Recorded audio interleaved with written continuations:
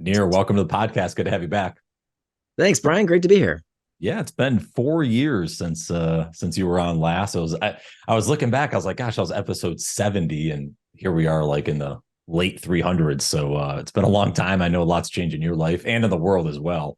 It's Yeah, amazing. Congratulations on all these episodes. thanks. Yeah, and that's actually one of the reasons I want to have you back on is over the last few years, especially trying to prioritize things, do more, get things done. It's like the distractions keep popping up, the procrastination, and obviously a lot of folks that I talk with, the same. It seems like the same thing over and over again. It's I'm distracted, I can't prioritize life. All these things come up. So I was like, all right, who better to come back on and talk about this than you? So I thought we'd start, if it's okay, and maybe this is hopefully a fun spot to start. Is you might get asked this too. So you wrote your book Indistractable in 2019. The world's changed a lot in the last 4 years, obviously going through a whole pandemic, and the way just work life, it seems like the lines have been more blurred over the last few years, especially with a lot of remote work. If you were writing the book today, what would you add to it, or what concepts would you kind of think differently about knowing where the world is? Surprisingly, I think the book has held up pretty well. I remember telling my wife when we were going through COVID that I was so thankful that I had written the book before the pandemic, because I don't know how I would have made it through. I mean, there was some times when it was so difficult to focus based on what was happening in the world and all the craziness that was going on between the pandemic and the elections and the wildfires and all the other crap that was happening at that time. If I hadn't done this research into how do we maintain our wits, how do we make sure that we do what we say we're going to do, and sustain our attention on the things that we think are important according to our values, as opposed to letting the media and outside events take control of our minds. I don't know how I would have gotten through it. So not much has changed. I mean, I talk about in the book, working from home has a prominent place. So that became a very important aspect. I think what's changed is not distraction hasn't come and gone. Distraction is still very much with us. What's changed is maybe the form factor of distraction. So when people were talking about, oh, it's, my boss that distracts me, or my coworkers that distract me in an office setting. And then we went from remote working from home. Now it's my kids and my pets and my spouse that's distracting me. And now people are going back to the office. So we're back to the old distractions. So I think maybe they've just changed and fluctuated. But I think the big revelation of the book is that it's not about the external triggers. They play a role, right? All these things in our outside environment definitely play a role, but that's a very minor role. That to really become indistractable, you have to understand your internal triggers. And those internal triggers go with you everywhere you go because they're inside your own head. And it doesn't matter what changes in the outside environment. Fundamentally, 90% of our distractions begin from within. And that is a really important concept, because people tend to blame stuff outside them, right? It's the news, it's social media, it's my kids, it's my pets, it's all this stuff outside of me. And really, it turns out 90% of your distractions begin from within.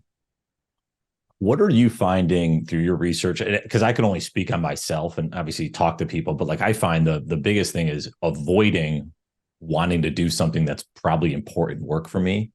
But whether it's fear or nerves or whatever, like I find that's one of the reasons I get distracted. It's like, oh, let me check the phone quickly, or let me search a little bit extra on it. Do you find that's the major reason, or is there something else that you'd call out?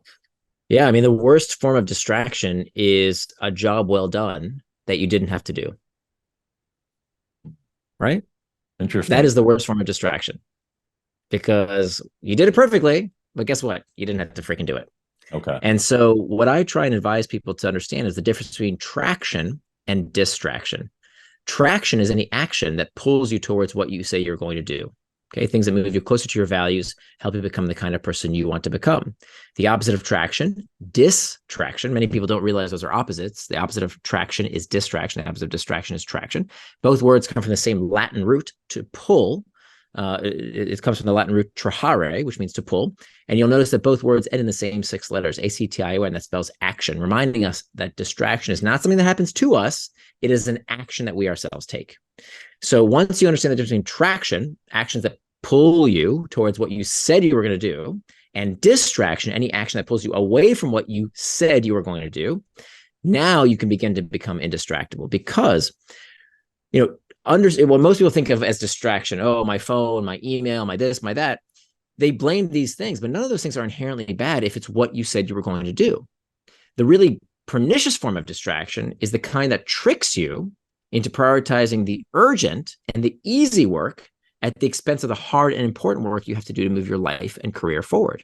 So just because something is a work-related task, like you were saying earlier, oh, let me just check that quick email, or I got to do this one thing for work, or that or the other. Just because it's a work-related task doesn't mean it's not a distraction. That is the most dangerous form of distraction because you don't even realize you're distracted, right? So what used to happen to me for years and years, I mean, look, I wrote this book.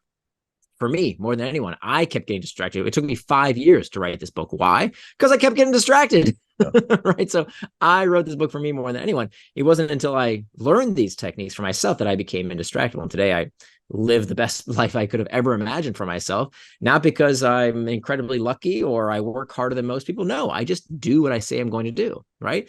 If I say I'm going to exercise, I exercise. If I say I'm going to eat right, I eat right. If I say I'm going to work on that big project, I work on that big project. If I say I'm going to be fully present with my family, that's what I'm doing. That's all we have to do. Turns out to really live our best life, that's all we have to do is just follow through with what we say we're going to do and stop getting distracted. So what I would do for years would be sit down on my desk and I would say, okay, I'm not going to get distracted. Nothing's going to get in my way. I really have to work on that big project, right? I really got to do this presentation, or I got to write that chapter, or whatever it is I got to do. I got to make those sales calls, whatever it is. And I would say, okay, here I go. I'm going to do it right now. I'm going to get started. But first, let me check some email, right? Let me just scroll that Slack channel real quick. Let me just do some easy to-do list tasks. Let me just check some things off just to get some momentum going, right? I got to do that stuff anyway. These are all work-related tasks. I'm being productive, aren't I? And what I didn't realize is that distraction was tricking me into not even realizing that that is not what I said I was going to do. So just because it's a work-related task doesn't mean it's not a distraction. Again, the worst distraction is the job well done that you didn't have to do. And so it's not until we understand what is traction and what is distraction for every minute of our day. Here's something I want people to remember, write it down, tattoo it on your arm. You cannot say you got distracted unless you know what you got distracted from. I'll say it again. You cannot say you got distracted unless you know what you got distracted from. So if you didn't plan out what you were going to do, what the hell are you complaining about? You can't say you got distracted. It's only if you show me on your calendar, I wanted to do X and I did Y, can we even start having this conversation about getting distracted? And most people, they have lots of white space in their day, right? They use this terrible technique called the to-do list to tell them what to do, which is one of the worst things you can do for your personal productivity if you do it incorrectly, because you're just letting your life be run by your to-do list. We could talk more about why to-do lists are so terrible a little later if you'd like. But you have to be able to tell me this is traction, whatever that might be. Could be playing a video game. It could be watching Netflix. I don't care. But whatever that thing is that you put on your calendar, that becomes traction. Everything else is a distraction. Yeah, that's a great point. And I definitely want to get to the to-do list and go down that rabbit hole a little bit.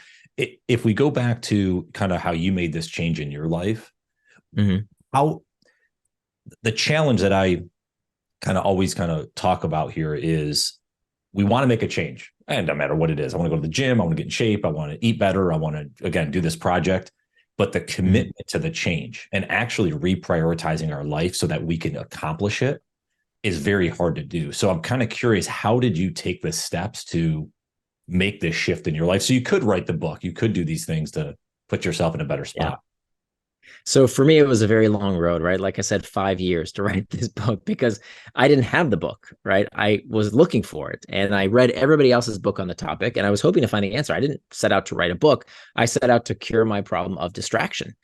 And I read all these other books on the topic and they basically all said the same thing. Put away your technology, right? Use willpower, right? Just stop it. Right. And none of that stuff works, right? Like banning your technology is silly because, if you think it's your phone that's causing you distraction, you're absolutely 100% incorrect because distraction has been with us for at least the past 2,500 years. That's when Plato, the philosopher, described akrasia, the tendency to do things against our better interest. And so people have been struggling with distraction for 2,500 years. It can't be the internet's fault. It can't be social media's fault. It can't be email's fault. There's something going on in our brains. And so what I wanted to do is when I write a book, I always write books for myself, for problems that I myself have. And it's only when I read everybody else's book and I don't find an answer that suits me, right? Like these professors with tenure jobs who tell us all stop using social media and email. Well, thanks. That's great for you. You've got tenure. Most people don't have tenure, right? We'll get fired if we stop checking our phones. So that's not very useful advice, is it now? So what we need is a way to use these technologies in a way that serves us rather than hurts us. And so what I did was start with first principles and really ask myself, what is distraction? Like, what is it really? And once I came uncovered this definition and figured out what I was never taught, that the opposite of distraction is traction. Then I started putting together this model that I call the Indistractable model, which boils down decades and decades of not my research, right? Hundreds of peer-reviewed studies. There's 30 pages of citations in the book. I don't like these self-help books that basically say, hey, here's what works for me. It's going to work for you. That's nice, but that's not good enough. I want to see the studies, right? Show me the research. And so I really wanted to plow through academic research that turns out most people don't take the time to read. And if you do read it, you actually, and this is why I have a job, right? I can take academic speak and turn it into practical advice. Yeah. And so what I did was I learned that a lot of the conventional advice just isn't true. It doesn't work, right? And there's a lot of research that shows why it doesn't work. Like, for example, the to-do list, why the to-do list can be actively harmful for your productivity and why there are much better techniques out there. So it wasn't until I could boil down what I thought were the most fundamental elements to becoming indistractable, starting with traction, distraction, and then the two triggers, internal triggers and external triggers. And now that you have those 4 points on your compass, you can work through these 4 points and just adopt one thing. If you can just adopt one simple tactic from these 4 strategies, you will be well on your way to becoming indistractable, because you will truly understand what is distraction. So step number 1 is master the internal triggers. If you don't master your internal triggers, what are internal triggers? They're uncomfortable emotional states that we seek to escape. And they lead to 90% of our distractions. We know this in time studies, that people who, when we get distracted, all of us, we get distracted 90% of the time, not because of a ping, ding, or ring, not because of something outside of us, but because of an internal sensation: boredom, loneliness, fatigue, anxiety, stress, uncertainty. So first and foremost, the step you have to take and understand what to do is, how will you deal with those internal triggers in a way that leads you towards traction rather than distraction? So that's step number 1, master internal triggers, or they will become your master. Step number 2 is make time for traction. Right, as I said earlier, if you can't call something a distraction unless you know what it is distracting you from. And if you don't plan your day, somebody's going to plan it for you. So you have to base your calendar on your values. I call this turning your values into time, turning your values into time. Because if you want to know what somebody's values really are, don't listen to what they say. They don't know themselves, right? The only way to know someone's real values are to look at how they spend their money and how to spend their time. They can talk a good game. I can talk a good game, but unless I turn it into time and money, those aren't really my values. So that's what you have to do. You have to turn your values into time. And we can talk about how to do that in more depth. Third is hacking back the external triggers. This is kind of the most nuts and bolts section of my work. It's how do we hack back our phones? How do we hack back our computers? It turns out it's really easy. We think these technologies are so powerful that they're stealing our focus. That's a bunch of crap. It's not true. They're not stealing our focus. We're giving it away. Okay. And so all we have to do is do some simple changes to our devices. It'll take you 5 minutes to make your phone an indistractable phone. So I show you exactly how to do that. What's more important, actually turns out to be a much greater time sink, are things like meetings, right? How many of us sit in stupid meetings that didn't need to be called? They're nothing but time wasters. What do we do about that? Huge distraction. Email, huge potential distraction.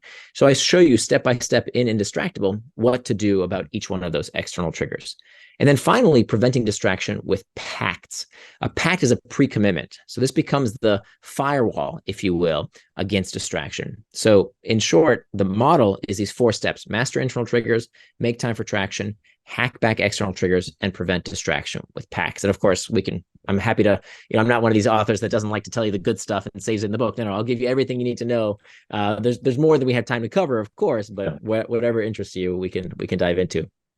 Well, I am interested in kind of that, especially with the to-do list and how things, and, as you were mentioning that, it kind of the Eisenhower matrix jumped into my head of like, we do that not important, urgent, or not important, not urgent, but those type of quadrants we always hit, but yet we neglect what the most important is, right? Is the important, not urgent. So that's kind of, when you talked about like email flying in and those type of things, How do you recommend folks like structure their day? I'm assuming are you an advocate of planning the day before for the day ahead or week ahead? How do you structure it? Yeah, yeah. So this is where time boxing comes in, and maybe it's a good opportunity to talk about why to-do lists suck. And I'll tell you a few reasons why the conventional advice on time management, the to-do list, tends to not work. One terrible piece of advice you hear a lot these days is if anything takes you less than 2 minutes, just do it. And maybe that used to work, but here's the problem: every email takes less than 2 minutes. So if you do a 1 2 minute email and another 2 minute email, another 2 minute email, guess what? You're going to blow hours of time and you'll never get to the thing that actually really does matter in your day. I guarantee you most people's jobs, some people's jobs, maybe most people's jobs are not answering emails all day. And yet that's what way too many people do. They're spending their entire day doing what's called reactive work. Now, reactive work, it's going to play some part of your day, right? Reacting to emails, reacting to notifications, reacting to taps on the shoulder from your colleagues. Some of your day is going to be spent doing reactive work. The problem is people don't make time for what's called reflective work. Reflective work is the kind of work that can only be done without distraction. Planning, strategizing, thinking, for God's sakes, requires you to work without distraction. Most people do not plan that time. And if you do not plan that time, somebody's going to plan it for you. So some part of your day must be reserved for reflective work, or you're going to find yourself running real fast in the wrong direction. So the failing of to-do lists is that to-do lists have no constraints. No constraints. You can add all the tasks you want to your to-do list. But if you don't put those tasks in your calendar, there's no constraint to tell you when it's too much. So here's what happens. You get home from work like I used to, day after day, and you look at your to-do list and you say, man, I've been running around like crazy. I've been working so hard. And here's all this stuff I still didn't accomplish. All this stuff I still didn't do. These promises that I made to myself that I didn't keep. Loser. Yeah. So what does that do to your psyche? What does that do to your self-image? If day after day, week after month, week after week, month after month, year after year, you're reinforcing this self-image of someone who doesn't keep promises to themselves. And so this is where you hear people saying stuff like, oh, I'm bad at time management, or, I have a short attention span, or whatever the case might be. You hear all these myths that people are making up for themselves, which of course are self-fulfilling prophecies. If you believe you're incapable, guess what? You are, because you won't even try it. So the to-do list has this fundamental flaw that it does not have constraints, whereas a time box schedule forces you to make trade-offs. It forces you to say, wait, based on my values, what is more important to me? Because I only have 24 hours in a day. And so what kills me is that people are so stingy with their money, right? People will clip coupons. They'll split checks when they take their friends out to lunch. They're so stingy with money. But when it comes to time, the only non-renewable resource, right? You can always make more money. You can always make more money. You can't make more time. And yet we give our time away. Anybody who wants it. Oh, there's some stupid crap happening in the news. Okay, here you go. There's some game that I got to watch. Oh, sure. There's a project that's urgent, that's not urgent, but I'm going to think it's urgent. Okay, whatever. Right? We just give it away. That's ridiculous because we can't make more time. We can always make more money. So a time box calendar forces you to ask yourself, given the time I have, which is the same amount of time that Jeff Bezos and Elon Musk have, they also have the same hours in the day. How will I spend my time according to my values? Again, turning your values into time. So I give people these 3 life domains of you, your relationships, and finally your work. And so through this model that we walk through in the book, you make yourself a weekly calendar and you time box that calendar. And it sounds like a lot of work. And sometimes I get people resisting and saying, oh, but I need to be spontaneous, or I'm in the service business. And what if somebody calls me, or what if my kids? I have heard, telling you, Brian, every freaking excuse people can come up with. I've never been stumped. I've never met somebody that can't time box, right? You don't have to time box exactly what you're going to do. You're going to time box what you will not be doing. Okay. Very important point. Let me give you an example. So, for example, when I exercise, I have time for physical fitness. Why? Because personal health is one of my values, right? That's something that's important to me. So I have that time. Now, I might go for a swim. I might go for a walk. I might go to the gym. I don't know. But I've got that time apportioned out. Why? So that it tells me what I will not be doing. I will not be watching Netflix. I will not be checking email. I will not be doing work. I need to fulfill my value of physical fitness. Time with my daughter, right? We have this time planned every week where we go spend time together. We call it planned spontaneity. I don't know what I'm going to do, but I know that I will not be doing anything else but being with someone I love very much. So we've got to take that time ahead of time. And I'm telling you, it takes me maybe 10 minutes a week. I do it every Sunday night at 8 p.m. I plan that week ahead. I make adjustments based on the week that just passed. And it becomes such an integral part of your life. It's improved my work output. It's improved my health, my mental well-being. There's no facet of my life that has not improved since I've started adopting these techniques. When you think of, so for time boxing, if we went a little deeper, would you encourage folks, let's just take today as the example. We'll just use that. However, whenever someone's listening and it's like, okay, between 9 and a period of time, so let's say 9 and 10 or 9 and 11 or whatever it is, are you putting so let's use writing as the example. Are you going to put on there, hey, I'm going to write for these 2 hours or this hour. That's all I'm going to do for this time. It's similar to physical fitness, but like, would you put a high value task in there as well, considering like the work? That's how you would basically just block exactly that. Right. It'd be, I have time for writing. I have time for email. I have time for social media, right? People like to vilify social media and Netflix and video games. No, there's nothing wrong with these things. We need to stop moralizing and medicalizing. If you want to play video games, go play video games. Like, why is watching football on TV somehow morally superior to playing video games? Play video games if you want, but put it on your calendar, right? That's what's so amazing about this technique is when you plan ahead for this, right? If there's something you love to do that you find you do too much that distracts you, it's amazing when you put it on your calendar, when you actually plan time for it, no matter what that thing is. Now you suddenly gain control over it and it doesn't control you. You're not constantly thinking about it all day of, oh, when can I check social media or when can I go play a video game or when can I check email?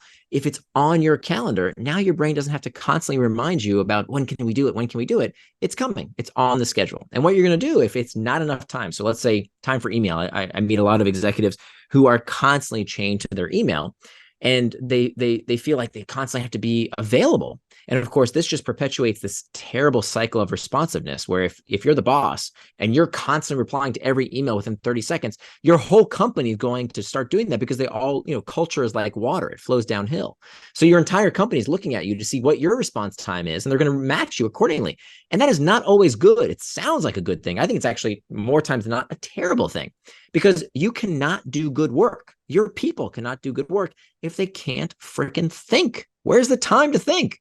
Right. So you want to set that pace by saying, hey, you know what? I check email 3 times a day, right? And here are the hours. And that's when you're going to get a response. And you know what? People will wait. It's okay. They don't need to be replied to every 30 seconds. And so there's various techniques. For example, you asked about email. The secret to email is it turns out that where we waste time on email is not the checking of email. It's not even the replying of email. It's the rechecking of email. Tell me if this sounds familiar. You open up your email, you take a look, you open an email, okay, you read it, you put it away, you read the next email, okay, a little while later, yeah, what was that email again? Okay, let me check it. Oh yeah, they need that by that time. Okay, so that's where the waste of time comes in. Instead, the rule is you only touch email a maximum of 2 times. The first time you touch that email, you need to ask yourself this crucial question, which is, when does it need a reply? When does it need a reply? And that answer can either be never, in which case delete it right away. It can be today. If it's something truly urgent, it has to be replied to today, or it could be something that needs a reply within a week's time. And so what you're going to do is you're going to create labels. Okay. Every email service provider lets you create labels, and you're going to label it either today or this week. Now, more or less, what we find is about 80% of your emails for most professionals can be answered within a week's time. Only about 20% of your emails need a reply today. Most people don't do this, right? Most people, when an email comes in, they will reply to the easiest to reply email first, right? The yes, no, maybe, whatever. They reply real quick because it's easy to get it out of your inbox and on into somebody else's inbox. But of course, think about it logically. If you want to get fewer emails, you have to send fewer emails in a given period of time. Right. If not, you're going to play email ping pong, right? Back and forth and back and forth and back and forth. Instead, by saying, wait a minute, when does this actually need a reply? Okay.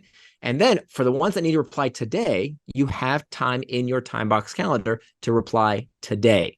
The other ones, the 80% that require a reply sometime this week, here's where the magic happens. Okay. Here's where I'm magically going to make your emails disappear. When you take those 80% of emails and you answer them by when they need a reply. So in my schedule, I have a Monday, a big block of time called Monday messages, which is where I have that time for those weekly messages. The ones that could wait for a while, it's not urgent, they can receive a reply a little bit later. So within a week's time.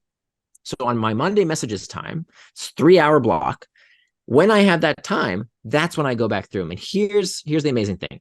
You will find that about 50% of those emails that you set aside and said, okay, I can reply sometime within this week, 50% of those emails will magically not need replies. Why? People will solve their own problems. That problem that was so urgent on Monday turns out that next week is not that urgent anymore. It's been crushed under the weight of some other priority, right? People figure things out. If it doesn't need a reply, by you sticking your nose in and constantly playing this ping pong game, you're wasting more time than you could ever imagine. So by just letting the emails simmer, the ones that aren't truly urgent, 50% of them go away. Okay. So just that technique, and this is one of hundreds of techniques I talk about in the book. This is a practice that really helps you get control of those external triggers so that you can finally hack back. Yeah, that's a great point. I haven't done that with my email. I've tried to, but I definitely have them piling up, and then I feel like, yeah, I have to kind of sift through at various times. One of the things I guess I struggle with, but I've tried to get more control over, because I get a lot of newsletters. I'm trying to learn and whatever. So that goes back to, like you mentioned, the thinking. When you said that, that's what sparked in my head was like, I try to have time in the morning of like my thinking, but part of that is reading newsletters, coming up with ideas, those type of things. But they get filtered in at various times, and sometimes I feel like I have this stack of them in there. So if you're not, do you have time on your schedule to check those emails, the newsletters? Of course not. No. Okay. So big mistake. Got to make that time. Yeah. And here's the most important thing. Yeah. That time you have to stick with. Okay. So you probably enjoy reading newsletters. Most people do. I have a newsletter. I love it when people read them, but I will tell you, you can't let them control your life. What most people do, they start their day and they say, okay, I got to catch up on all the newsletters. Let me plow through these real quick. That's easy. It's fun, right? They're made to be entertaining. That is not work. That is consumption, not creation. Okay. Hear me loud and clear. That is consumption, not creation. Your job on this earth is to create. You need to make, not be a consumer, but be a creator. Now, that being said, there's nothing wrong with consuming. Okay. It's fine. The problem is if it crowds out creation, you are destroying your own values. You are not living up to your true potential. So what I want you to do is to ask yourself, how much time would the person I want to become spend on this task? Okay, that is the very definition of values. Values are defined as attributes of the person you want to become. I'll say it again. Values are defined as attributes of the person you want to become. So if you ask yourself, how much time would the person I want to become spend reading newsletters? Again, there's nothing wrong with newsletters. There's nothing wrong with social media. There's nothing wrong with video games. There's nothing wrong with any of these things. If you want to spend your time doing them according to your values, do it, enjoy it. But ask yourself, how much time would the person I want to become spend doing it? And hold yourself accountable, which means, let's say Brian says, you know what? The person I want to become spends 30 minutes a day reading newsletters. Great. Read for 30 minutes and delete all the rest that you don't get to that day. Just delete them, because you're never going to read them. Why? Because the person Brian wants to become reads newsletters for 30 minutes a day and no more, because there's time for newsletters and there's time for creation. Yeah, I love that. You just got to put the boxes, I guess, around it, or the fence around it, and say this is, and I think this goes back to your point, if I'm hearing correctly, is the control. You're in control when you do that versus the newsletters controlling you, the emails flying in controlling you, right? That's right. Right. And it's all four take things together, because again, we skipped step one. Step one is the most important, the mastering internal triggers. The first question to ask yourself is, why am I getting distracted in the first place? Right? Like if you're reading newsletters or Slack channels or pornography or YouTube videos or video games or email or work or whatever is taking you off track, if you don't understand the deeper reason why, if you don't understand the discomfort that you are looking to escape, this is a really important point, right? If we want to understand why we get distracted, we have to understand why we do anything and everything, right? What is the seat of human motivation? Most people say, okay, motivation is about carrots and sticks, right? You motivate yourself and others through the pursuit of pleasure and the avoidance of pain, right? Carrots and sticks. Not true. Not true. Turns out, neurologically speaking, there is no such things in carrots and sticks. there is only the desire to escape discomfort. So do you remember that scene in The Matrix? You saw The Matrix, right? Oh yeah, absolutely. Yeah, right. Great movie. So you know that part where Neo walks into the room and there's that kid with a spoon, Yeah. and the spoon starts bending, and the kid says, "There is no spoon." Well, I'm about to have that moment for you. Okay. Okay. Turns out the carrot is the stick. The carrot is the stick, meaning even the pursuit of pleasurable sensations, lusting, desire, craving, hunger, the pursuit of pleasurable sensations is itself psychologically destabilizing. So the only thing that drives human behavior is the desire to escape discomfort, which therefore must mean time management is pain management. Money management is pain management. Weight management is pain management. Everything is pain management. This is not a new concept, right? This is the core of Buddhism. This is the core of Stoic philosophy. It's all about your ability to control discomfort. So if we start with all the life hacks and the tips and the tricks and the apps, we don't get to the core of the problem, which is our inability to control our impulsivity, which is spurred always by a desire to escape discomfort. So step number one is to know what you will do when boredom, loneliness, fatigue, anxiety, stress, uncertainty, what will you do when you feel those sensations? And what I learned in my research is that high performers, people who are naturally indistractable, and these are people in every field, from the arts to sports to business to whatever, these people feel the same internal triggers that the rest of us do. They also get bored and anxious and lonely and stressed and uncertain. The difference is high performers use that discomfort as rocket fuel to propel them towards traction. Whereas what distractible people do is as soon as they feel discomfort, they're out with distraction. They try and escape that sensation. But the fact of the matter is, whether it's too much news, too much booze, too much football, too much Facebook, you are always going to find distraction somewhere or another, unless you understand what is that underlying emotional state that you are trying to escape. Wow, that's powerful right there. I'm going to have to listen to this back a couple times and dissect that, because that makes a lot of sense, but you don't think you're doing it, I guess, in the moment, right? Exactly. But hey, look, we are cut from the same cloth. I used to read so many newsletters thinking, okay, I got to stay up to date on my industry, right? I got to know what's going on, right? I go, well, I got to be conversant in what's happening in the world. I don't want to be a dummy and not know what's happening. But when I really analyzed it, when I really thought about it, okay, 30 minutes, sure. An hour, hour and a half, 2 hours, right? Between the work I really need to do, I would drift off and check this and read that. If I'm honest with you and myself, I was doing it to escape discomfort. I didn't want to do the work. I didn't want to do the hard stuff, right? I didn't want to make those sales calls. I didn't want to work on that presentation. I didn't want to do the hard stuff I know I had to do. And so it's not until you realize that and face it head on and say, okay, you know what? This is the reason. It's only then that you can start putting in tactics to deal with that discomfort. Because if you don't do that, none of the other techniques will work. Well, you're right, because I think part of it is to trick yourself. So I like to, pride myself, I guess, having a really solid, definitely a bedtime routine to get in bed and make sure I fall asleep and get my time, but also kind of the morning routine. But to your point, what I've noticed is like, oh, I'll do my yoga in the morning and then I'll go sit and have some coffee, read some of the newsletters, start kind of thinking. But yeah, that drags on where it's supposed to be 20, 30 minutes, but sometimes it gets a little longer than that. And then sometimes I jump on social media. And I think to your point, it's like, yeah, I'm maybe trying to avoid kind of getting into that hard work and just getting it started, Yeah. Yeah. So that's where these 4 techniques come into constant. I will tell you what doesn't work. What doesn't work is habits.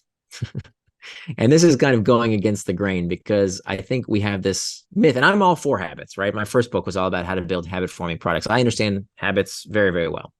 And there's a time and a place for habits. The problem is that when people say they want to turn something into a habit, or flow is a similar idea, right? You've probably heard about flow, Csikszentmihalyi's idea of, these magical states where, time goes by so quickly and things are effortless.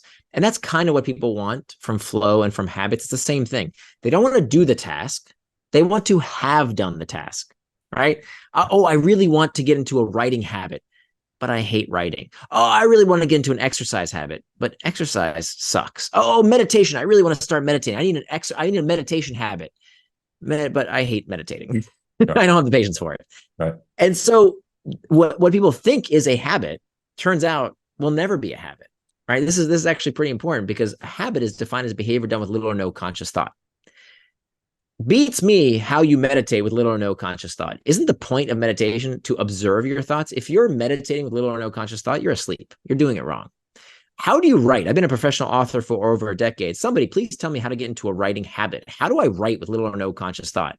I don't know. I have to think about what I'm going to write about, or else it's not a habit.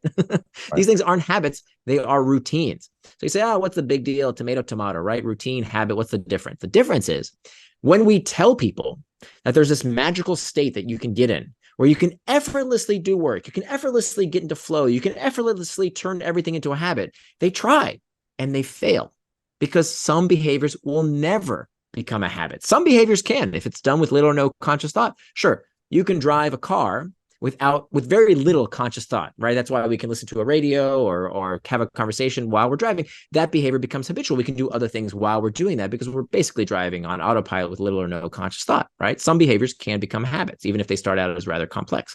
But some behaviors will never become habits. They will stay routine. So what happens is, after 30 days, 60 days, some magic number of days, people think it's 44 days. It's not, but anyway, people look at themselves and they say, wait a minute, this still sucks, right? Like, I still don't like doing this task. It's not effortless. It hasn't become a habit. And they don't blame the technique. They blame themselves. And there's nothing wrong with them. It's so that something's wrong with this silly technique. So as opposed to trying to figure out, how do I escape the discomfort of the task, right? How do we use the Mary Poppins method of putting a spoonful of sugar on stuff? I advise the exact opposite. We need to get comfortable with discomfort, right? That's what high performers do. High performers don't try and escape the pain. They leverage the pain. They use it as rocket fuel. And so that's what we have to learn to do. So what if we're kind of thinking about that, if we keep it top of mind, let's use the fitness analogy. That's always an easy one. So let's say it's like, God, I don't like working out, but I know I need to get in better shape. I got to eat healthier. Like, what's the first step for them to think differently about that? If they're trying to form a habit, let's say, and that's maybe not the best way, like, how do they think about that differently? Yeah. So I would say for most exercise, unless you can do with little or no conscious thought, which some exercise you probably can. For example, taking a walk around the block, if you're reasonably physically fit, you can probably do with little or no conscious thought. So maybe that you could turn into a habit. But for most people, it's going to be your routine. Why? Because unfortunately, it's going to require effort. It's not something done with little or no conscious thought. It requires effort. If I go to the gym and I'm lifting weights with little or no conscious thought, I'm not getting stronger, right? I'm wasting time. You have to sweat. You have to hurt. You have to push yourself if you want to get more fit, right? Dieting sucks. It's not fun. It's never going to become a habit. It's hard work. So how do you get comfortable with that? Well, first and foremost is starting with the internal triggers, is understanding that discomfort and reimagining the internal triggers. So there's a dozen different techniques that you can use. One technique that I use almost every single day is called the 10-minute rule. Have you heard about the 10-minute rule? I have, yeah. That's you have. I think I heard that from you originally. Oh, did you hear it from me? Okay. So should I go over it again, or use yeah, please, yeah, jump into it, please. Sure. So the 10-minute rule I use almost every single day. The idea here is that when you are potentially distracted, okay, so when you find yourself, you say you're going to do one thing, and then you find yourself doing something else. You say you're going to exercise, and you still haven't left the house. You say you're on a diet, but boy, that chocolate cake is super tempting right now. The idea is that you can give into that temptation. You can do the thing that you're telling yourself not to do. You can do it, but not right now. Not right now. You can do it in 10 minutes. You can eat that chocolate cake. You can smoke that cigarette. You can check email, whatever the case might be, in 10 minutes. Not for 10 minutes, by the way. Make sure this is very clear. You do it in 10 minutes. Now, why is this so important? Number one, it gives you a greater sense of autonomy and agency. We know that there's this psychological phenomenon called reactance. And reactance is when we tell ourselves not to do something, our natural inclination is to rebel, right? Don't tell me what to do. So by giving yourself the power to say, look, I can give into that temptation. I'm an adult. I can do whatever I want, right? You disarm that reactance. Okay, that's first.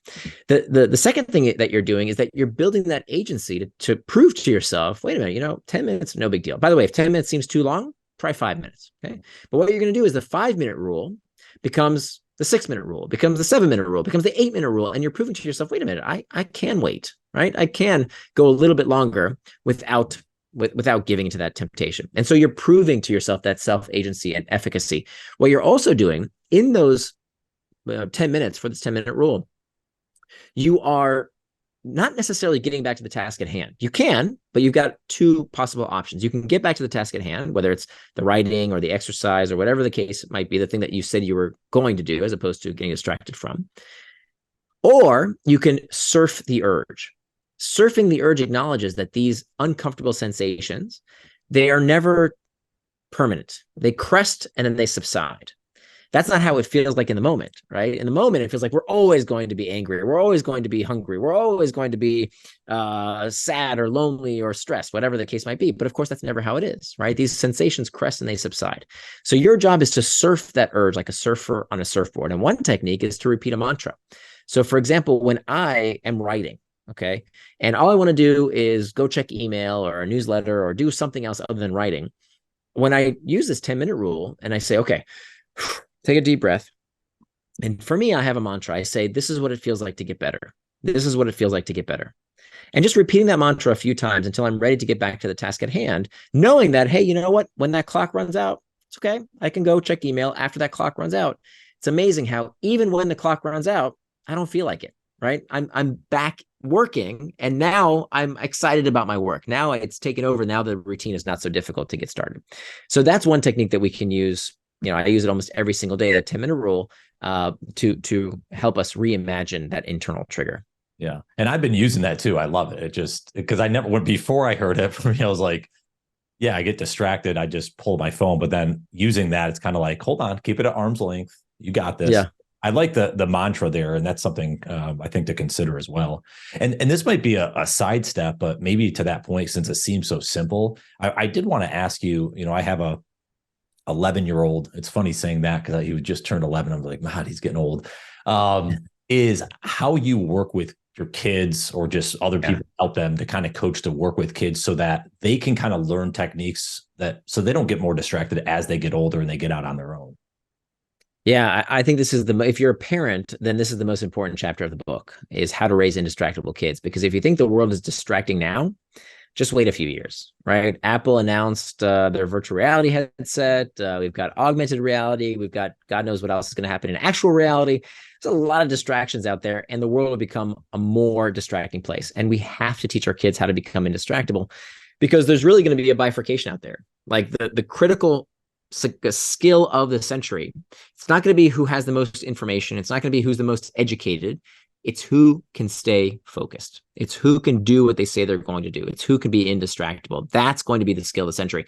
All the other skills you can learn, but you can't learn anything if you can't focus. So this is the most important skill to teach our children. So how do we do that? The first uncomfortable truth is that in order to raise indistractable kids or to be an indistractable boss, you have to be indistractable yourself. Okay. So whether it's children or your employees or your colleagues, you have to lead by example. I can't tell you how many parents I see who tell me, oh, my kid's always on Fortnite. He's always playing video games. And then meanwhile, while they're telling me this, they're on their phones checking email.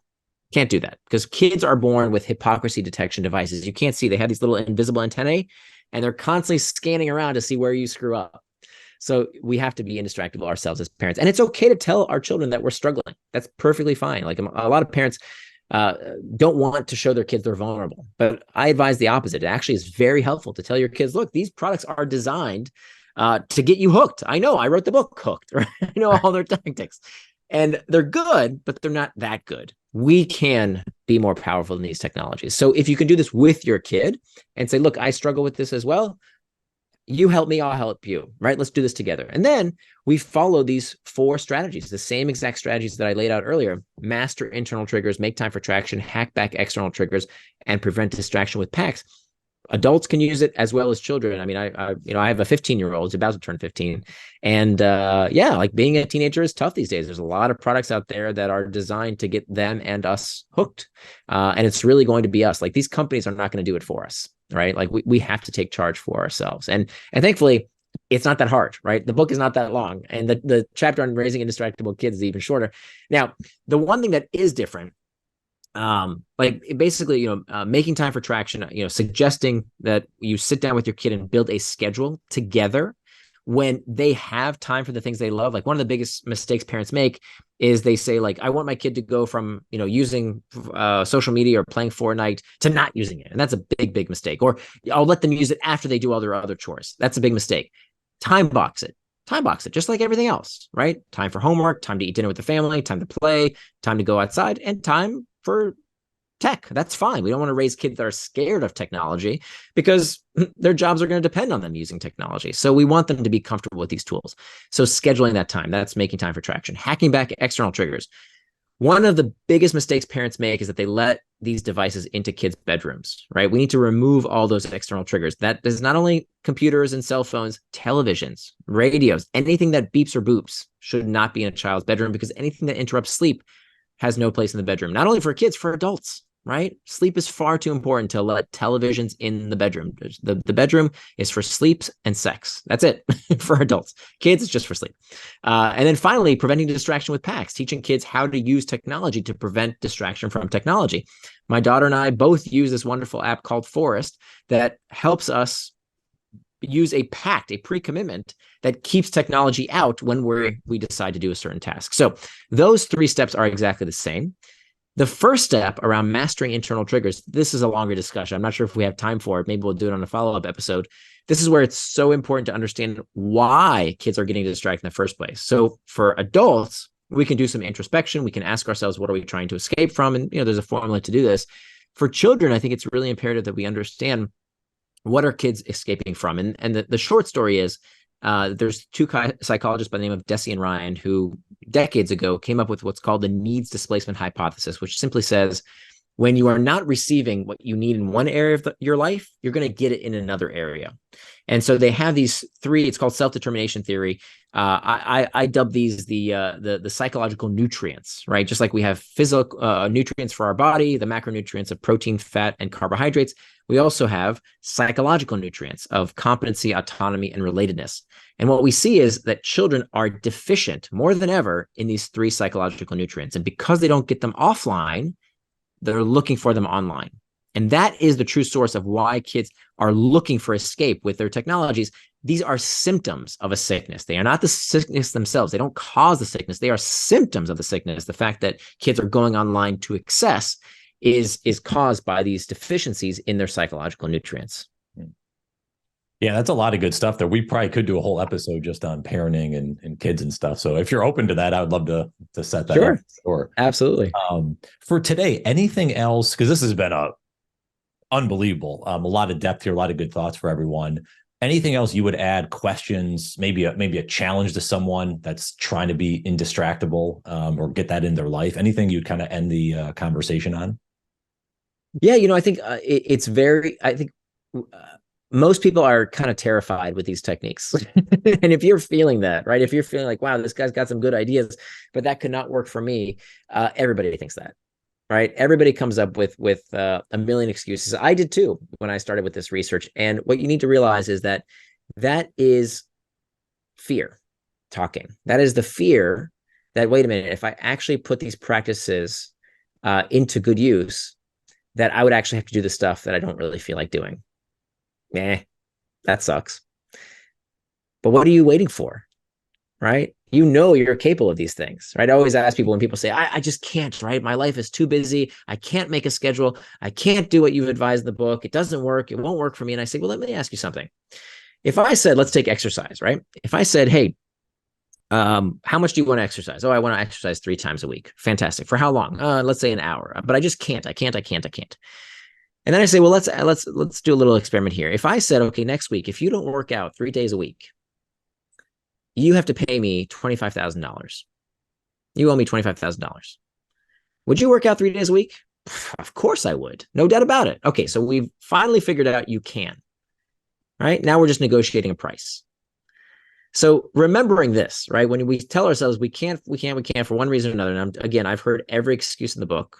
I have an answer to all of the excuses. But fundamentally, the answer is, do you want this? Because you can. You absolutely can. There are no excuses out there that, prevent the vast majority of people, short of, I'll put a little asterisk here, some kind of medical diagnosis. Okay, that's a different conversation. But short of that, the vast majority of people can. They just won't. Yeah. right? But you don't have to be that kind of person. Your listeners don't have to be those kind of people, because there's nothing preventing us from this. So the mantra I want you to remember is that the antidote to impulsiveness is forethought. The antidote to impulsiveness is forethought, meaning there is no distraction we can't overcome as long as we plan ahead. But if we wait till the last minute, if the chocolate cake is on the fork on the way to our mouth, we're going to eat it. If the cigarette's on our hand, we're going to smoke it. If we sleep next to our cell phones every night, of course, it's going to be the first thing we reach for in the morning before we say hello to our loved ones, right? So if you wait to the last minute, they will get you. It's too late. You have to plan ahead. And if you plan ahead, if you take steps today, prevent distraction tomorrow, there's no distraction you can't overcome. Nir, I think that's a great maybe a point to end on, because you're absolutely right on that. Because at the end of the day, it seems like, and because I'm just thinking as you're saying that, all these things jump in my head of like how you put yourself in the way of that, and you stumble unless if you plan before, you're going to have a lot better chance at success. So that's a great point. That's right. All right. So you have the book Indistractable. Obviously you have your newsletter. Anything else? Any other way? Are you spending some time on social? Where's your watering hole that you like to spend? Yeah, I'm all over social. LinkedIn is kind of my platform of choice because I tend to help a business audience. But the best place to find more about me and my work is at nirandfar.com. Nir is spelled Nir, and Far, not Nir is how you spell my first name. And I wanted to mention that if you go to indistractable.com, there's actually an 80-page workbook everyone could get complimentary. We couldn't fit it into the final edition of the book. It was too long. So there's an 80-page workbook completely free at indistractable.com. That's spelled I-N, the word distract, A-B-L-E, indistractable.com. Awesome. And we'll look that all up in the show notes. So Nir, thank you so much. It was fun having me back on and chatting through this. Thanks so much, Brian. Great to see you again.